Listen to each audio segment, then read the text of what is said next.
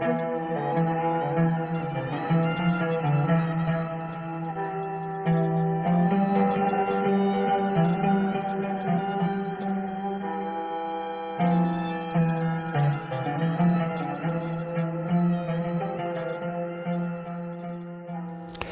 a falar de 30 quilos de calcário aparelhado, 30 quilos de pedra. Contudo, não é, como se pode ver, uma peça escultórica e muito menos uma obra de arte. Falamos daquilo que é um projétil, um pelouro, destinado a ser arremessado por meios mecânicos contra uma praça forte sitiada, contra as portas, contra um pano de muralha, contra uma torre ou mesmo contra o interior dessa mesma praça forte. E a escolha desta peça é um bocadinho resultante também da importância que as operações de cerco têm no contexto da guerra na Idade Média. Uma guerra que é feita de muitas cavalgadas, de bastantes operações de cerco e, muito raramente, de batalhas. Por isso mesmo, esta peça é, quanto a mim, emblemática da forma como se processa a guerra durante a Idade Média, nomeadamente neste período de transição do século XII para o século XIII. Período esse que testemunhou, aliás,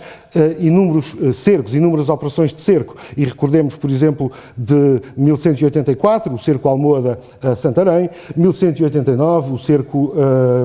imposto por Sancho I, com o apoio de uma importante frota de cruzados à Praça Forte de Silves. Recordemos do cerco de 1190 a Tomar e de 1191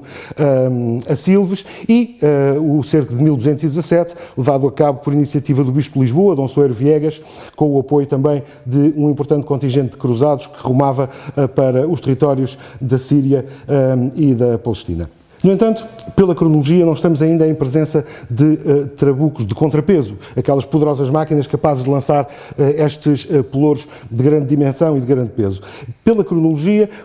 as armas de cerco que foram utilizadas nestas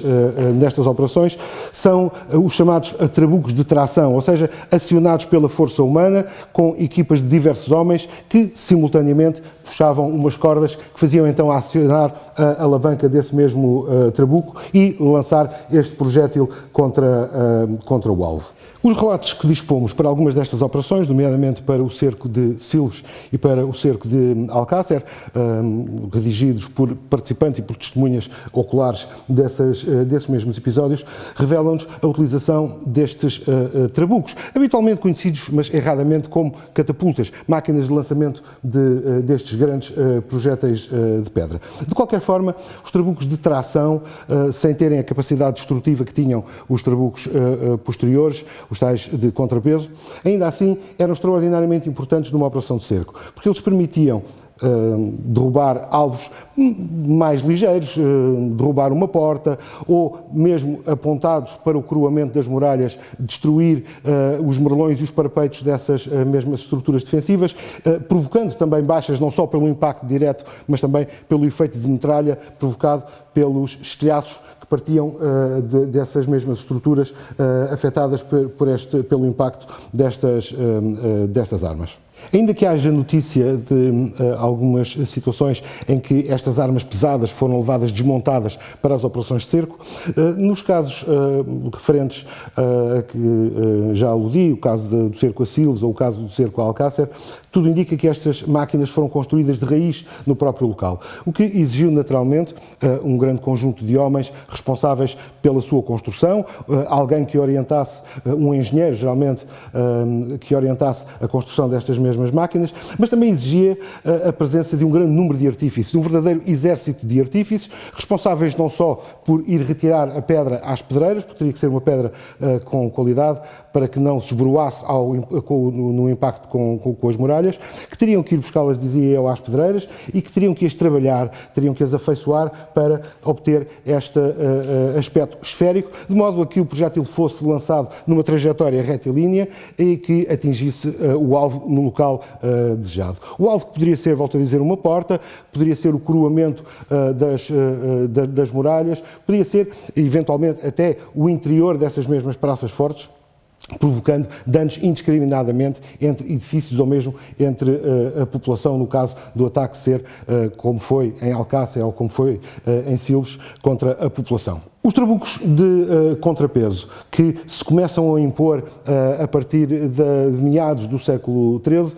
terão uma enorme longevidade, pela sua enorme eficácia, pela potência de tiro, pela sua precisão e rigor, e de tal forma que continuarão em uso até bem entrado o século XV, e repare-se, numa altura em que a artilharia pirobalística, ou seja, as armas de fogo pesadas, começavam já também a tentar impor-se nos teatros de operações